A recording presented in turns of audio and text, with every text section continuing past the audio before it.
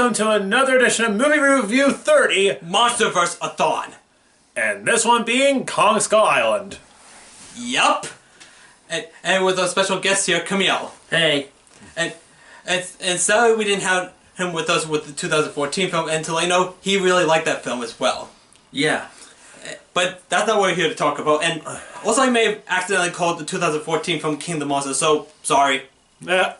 Alright, so this one takes place several years before the events of Godzilla 2014. This one being 1973, at the end of the Vietnam War. Two monarch agents, pretty much on their last legs, financial-wise, decided to do one last-ditch hunt at an island which was found via satellite imaging, that being Skull Island. So they managed to get a military escort and a tracker and a photographer to get to see what they're finding. Yeah.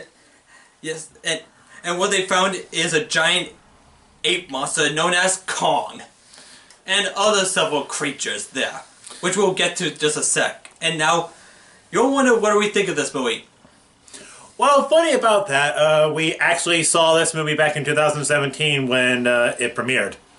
And to let you know what we think of it, holy shit, this movie is still badass!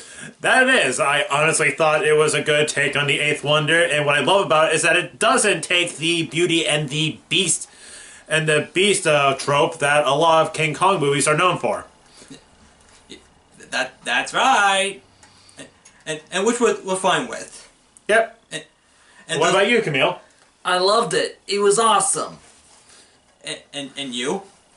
I already showed you my opinion. Oh, sorry. Alright. And now, without further delay, let's just get to the movie already. And before you get there, spoiler alert. And also no previews. Yeah. Because this movie's been out for years, and we had a great rewatch with this, so let's get this over with. Alright. So, you first. This takes, the movie begins in 1944, a year before the end of World War II, which was 1945. Yeah, and the first shot we see is one of our main characters, Hank Marlowe, falls down from the sky. And then meets up one of his a rival that's trying to kill him. Of the Japanese Empire, given that this scene takes place during the Pacific Theater. Yep, and so Marlowe tries to shoot down, but misses easily, like a typical stormtrooper. And then he makes a run for it while his rival is after him, and they have a nice little fight choreography with each other. But then King Kong shows his face, or it's probably Kong. Well, as the comics would say, but we may never know about that. And then we have a nice little eye shot of Kong, and then it cuts to the opening credits and its title, and it's beautiful, just like with the 2014 movie. Yep. And whereas Godzilla pretty much talks about the evolution of Earth's life forms and the mythos of other cultures. This one is more of a historical setting, ranging back from the 40s all the way to the 70s after the end of the Cold War. No, the Second World War, my mistake. And all the way from the Cold War straight to 1973, which is where the movie takes place. And then opens up where there's a bit of a protest, and then we see John Goodman's character named Randa, and he says something like, yeah. Something about Washington going in chaos, and it would be a bit of a foreshadow to King of the Monsters, which we'll get to. And ironic, which we will not get into.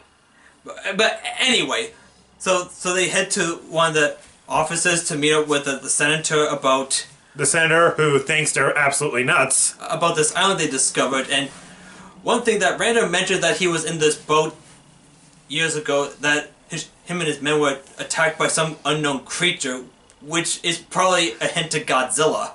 But which we'll get to Godzilla later. Anyway, so try. So it sounds like, okay, fine, do whatever you want. And, But not before getting a military escort from convincing him to give them a military escort. yeah, and they contact the military, the one led by Colonel Preston Baggard. Packard. Played by Samuel Jackson, and Samuel Jackson's great in this. And He's great in a lot of his movies. Who are you kidding? And his character's nuts, but which we'll get to soon. But unlike other human villains, like say Carl Denham in the Big Jack Films fan film. Big shout out to Jack Buchanan, by the way. Aside from that, I think or Fred from the '76 one.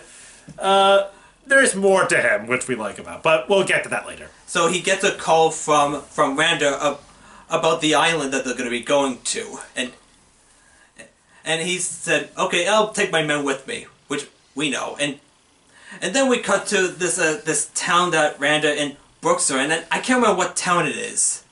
I can't remember either, but that's where we meet the Jack Driscoll, and I use that term loosely. And our main character they meet up with is Tom Hiddleston, or we like to call him a Captain Loki. Yeah, pretty much. And we can't remember the character's name, so anyone let us know in the comment section below. And Loki's like, so let me list out how you're all gonna die. It's like blah blah blah, this and that. Vermin, disease carrying flies, and What are you doing? I can't remember what else he said. Yeah, but anyway, he said yes, and then they contacted Brie Larson's character, who is a photographer. An anti-war photographer. Thank you. And she accepted this offer as well, and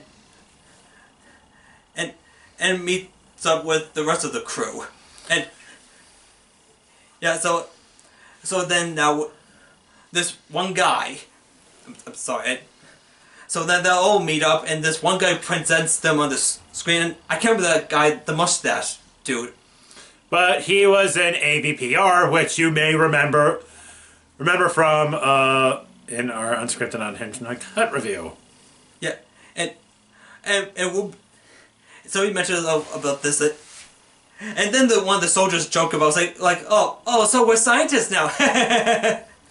And one of the other monks turns and says, "You guys are not scientists." I love how the soldiers know how bullshit this is. So yeah, and then the next day later, they all get ready to head to this island, and then before that, one of the soldiers, the black soldier, and I'm sorry, we can't remember his name, but I'm not trying to be yeah, don't worry, you're not. Aside from that, the guy, now that I think about it, has a crap ton of more jokes than I remembered seeing it the first time. Yeah, I forgot how cleverly written this movie is. Yeah, talking with his friend, Chapman, played by Toby Capel. I was like, "Dear Billy." Dear Billy, dear Billy, I know I promised I'd be home by your birthday, but I lied to your face. Isn't that right, Camille? Yeah. So now they all get ready to head to the island, and all of these travelers are sort of like this, but it doesn't look like that. Since this is 1973, I think you all know, especially the history buffs on this channel, know what we're referring to. Yeah, and then Samuel Jackson's character tells everyone, like, "Alright everyone, let's all get ready to head to this island, and hold on to your butts!" Yep. Great nod to Jurassic Park. Just like the 2014 Godzilla did with the... Yeah. Oh, a little more comedy for me. Oh.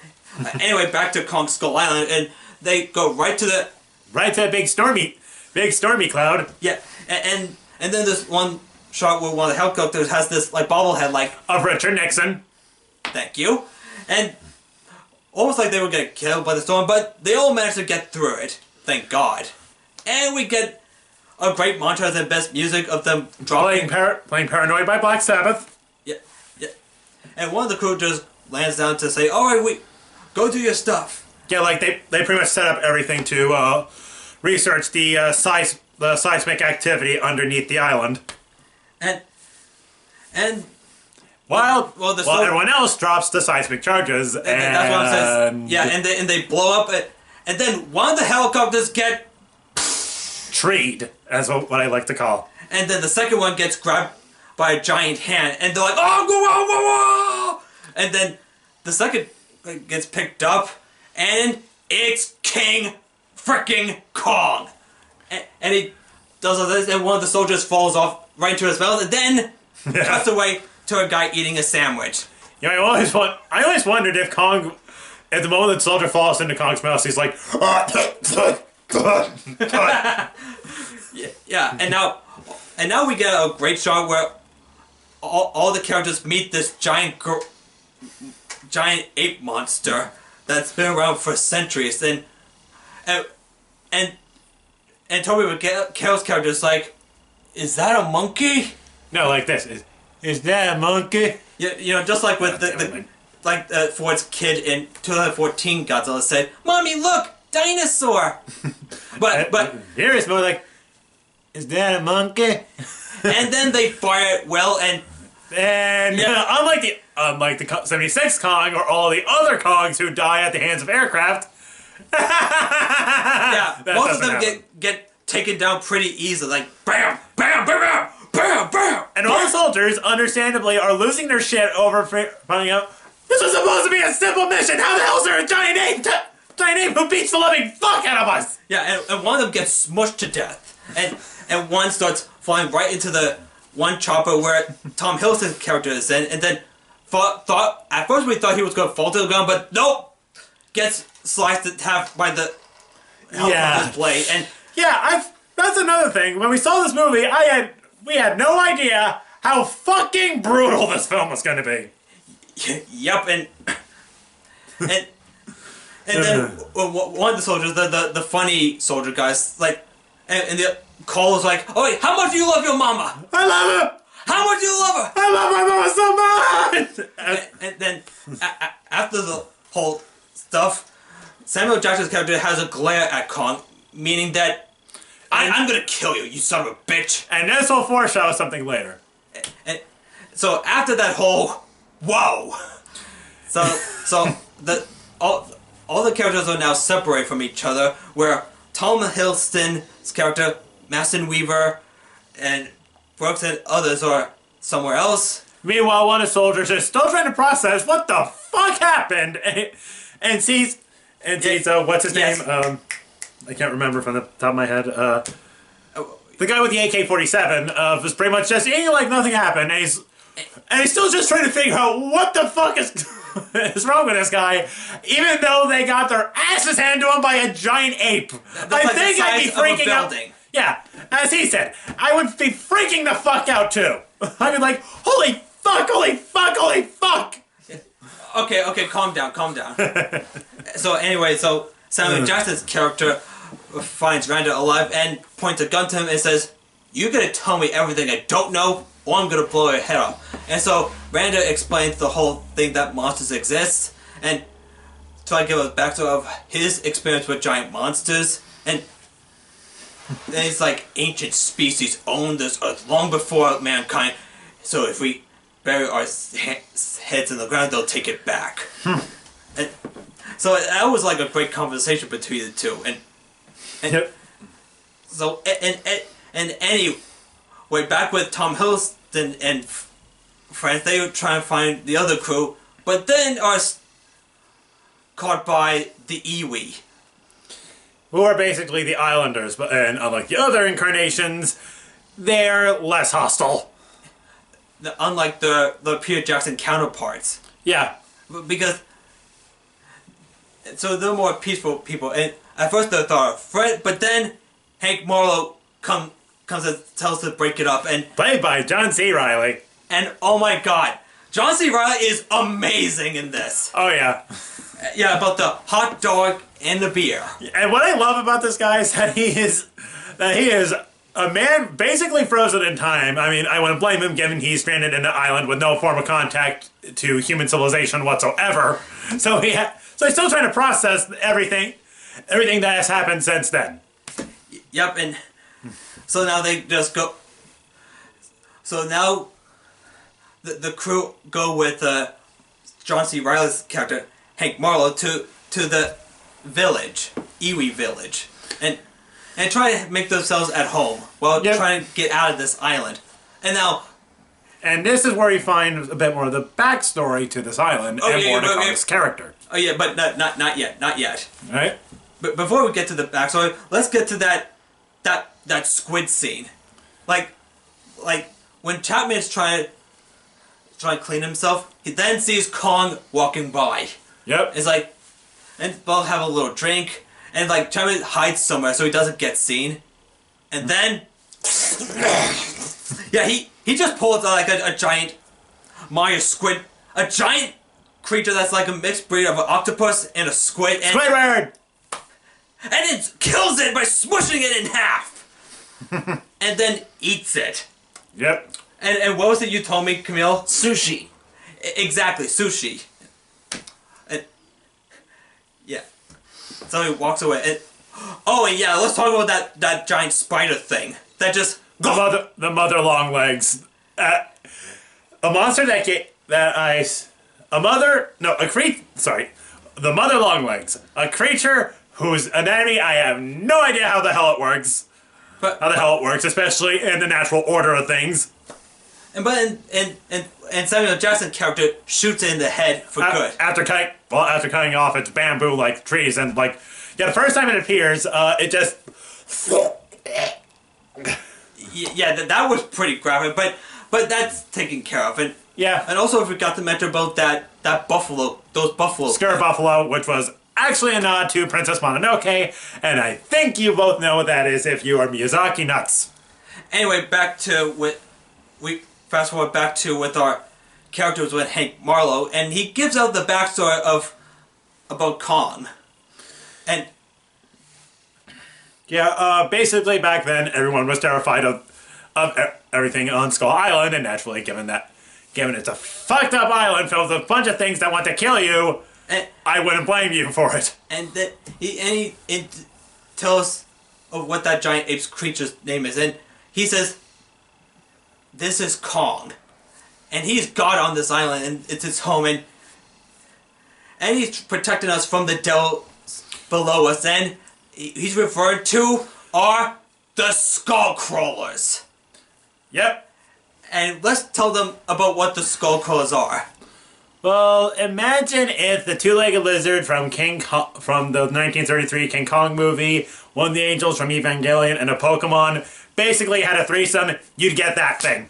Yeah, and these creatures are really vicious and are hypervore. It's like you said. Yeah, they're in the Monsterverse lore. They are considered hypervores, meaning they are always hungry. So either way, unless you don't kill this thing, you are fucked. And Marlowe says they have an alpha, the big one, which we will meet the big one later. So basically, they're Tyranids, except they are not being run by a hive mind.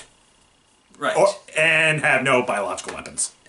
So anyway, with them making themselves at home, Mason sees one skewer buffalo that's injured, is trying to help it, but then Kong comes in and helps the poor thing.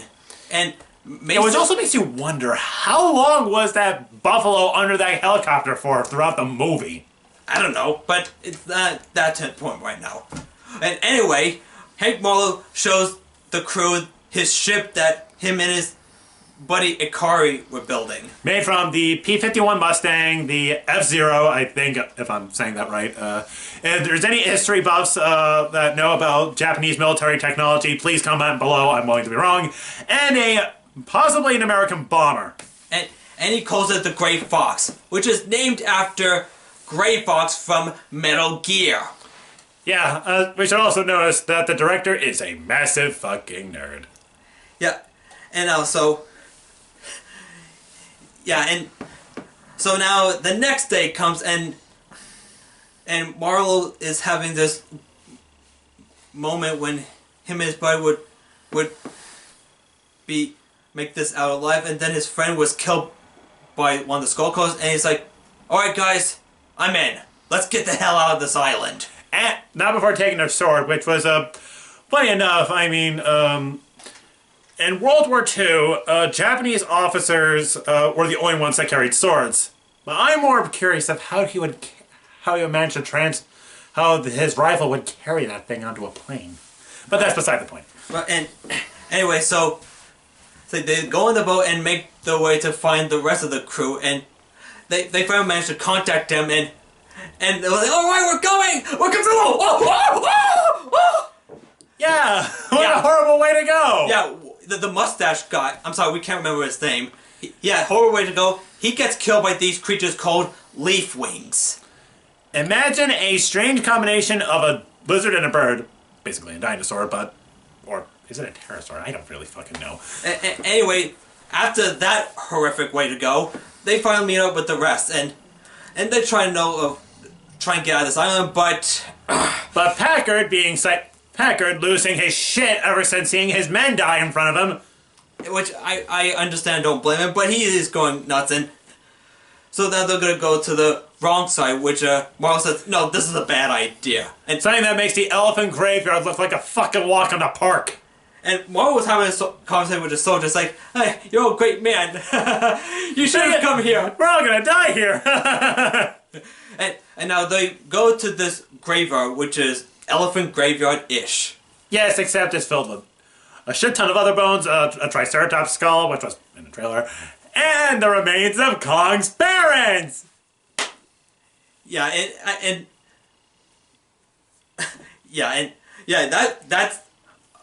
that graveyard scene is great coloring scheme to it, and then they all walk. But without the protest of Packard, given that he's been here for 28 years, and I wouldn't blame him, but Packard, being psychotic as fucking stubborn, he decides to go in anywhere just to find a man who is oh yeah, we have to mention about his friend Chapman, aka Dr. Dumb. He was also in Van Forstick. Stop. And then he met up with this creature called a spore mantis, and thought he was a mantis, but the walking stick just walks away, and honestly, Chapman, he gets eaten by a skull crawler. So he's skull crawler vomit now. And that the same skull crawler meets up with the crew at the graveyard and vomits out Chapman, and it looked pretty gross. Especially with his dog tags on his skull. Yeah. Which probably gives you the assumption that the Skullcrawler pretty much have the digestive systems of Titans from Attack on Titan. Yeah, something like that. And now the creature walks away, and the soldiers try to get it out of the alive, but then John Goodman's character flashes going haywire, and he's like, "Oh shit!" Yeah, he just got eaten alive by the Skullcrawler, and we get a really badass fight when the Skull decides to attack them all. Yes, and now not only that, one of the fumes explodes, and a shit ton of pissed off leaf wings just come in attacking. Yeah, and there's like a 50 cal, this cal, pew pew pew pew pew pew, and then there's swords, then there's explosion, and a Skullcrawler died, and I saw half of his skeleton. Yep, the Skullcrawler is dead, and so after that, Captain Loki tells Packard that it's like, look, I'm sorry, but Chapman is dead. Until you know, Kong didn't kill Chapman, and Samuel Jackson's like, but he did kill these men with a fuck ton of dog tags from the early scene where Kong pretty much made a ton of helicopters they're his fucking bitches. and it's like, and now we're gonna kill Kong. And Marvel's like, no, you can't kill Kong. He's gone on this island. Yeah, basically, yeah. The more I think about it, either way, if Kong dies, it ends badly for everyone. I mean, not just not only will Kong die, but the Iwi will die. Everything else will die. And it'd be worse if they reach the surface. The whole and if some unfortunate moron came in with a boat and carries one of them inside, God knows what will happen. Either Godzilla comes in, or worse, someone pushes the big, or a crowd ton of other skull crawlers come in. Okay. Somehow, someone pushes the big red button. We're fucked. The end. And now, but Bagger finds all the equipment he needs to kill Kong, while Captain Loki and Mason reach up to the top to know how to get off this island. But then they meet up with Kong, and it's actually a really nice touching moment when Mason touches Kong. So I was like, but then Kong hears a bit of explosions and gets his attention and gets pissed, and he's gonna go after the cause of it. And then Captain Loki tells the Brooks to go back to the ship to give the time to go, and he said he's gonna save Kong, and Marvel's like, not without me. And back to Baggage, who's about ready to set Kong for a trap, and Kong shows like a trap filled with a fuck ton of napalm. Yeah, and he's like, raw, and then he just runs towards him, and Baggage just throws the fire at him, and it's like, oh. Yeah, it was a miracle that he was out, because in reality, if that touches a human, not only will it burn you alive, but it will deprive you of every ounce of oxygen in your body. And also, we only have like 4 minutes left, so let's try to wrap this up quickly.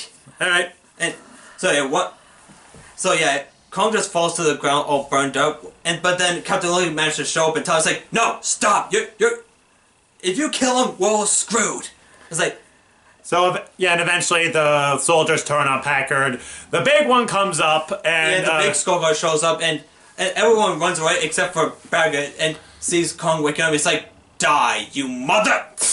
Yep, and that's the end of him, and...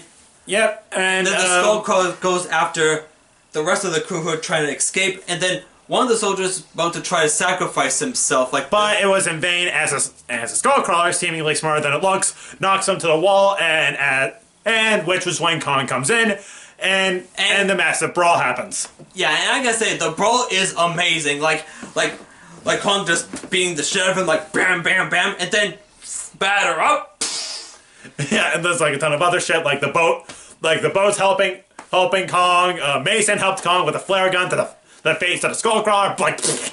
And then Kong does like this, and then. Yeah, and then slices him through the throat until. Well, the skullcrawler just knocks Mason to the water. Kong saves her, but the skullcrawler comes in, is about to eat her until... Yep! He just did that to the skullcrawler. What I like to call... I can't remember what it was called.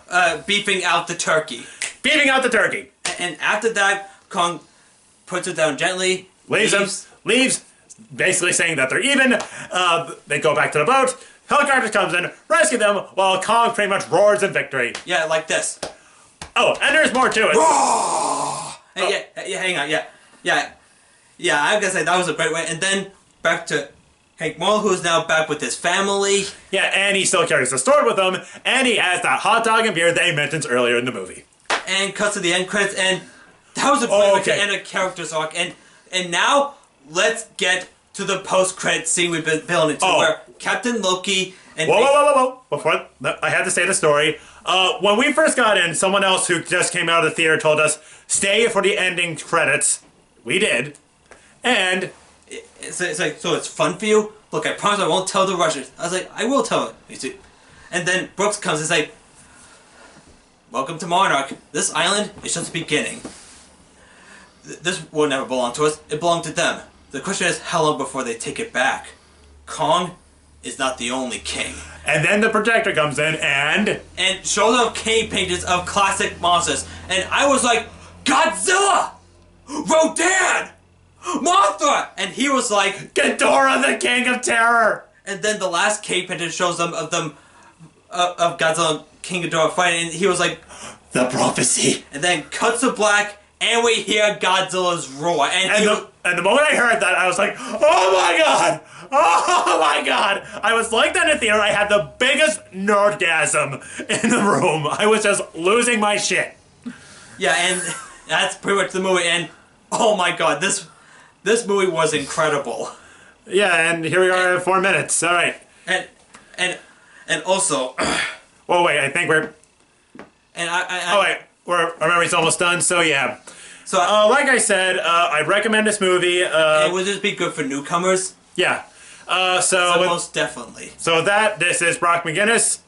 Well, and also I would say, again, definitely check this out. It's like my second favorite King Kong film ever. So yeah. So I think we're gonna have to wrap this up right now. Yeah, our memory's getting full. So this is Brock McGinnis, Dean, and Camille of Lightpost Films, signing off, and have a good rest of your day. And also see you for King of the Monsters. Bye.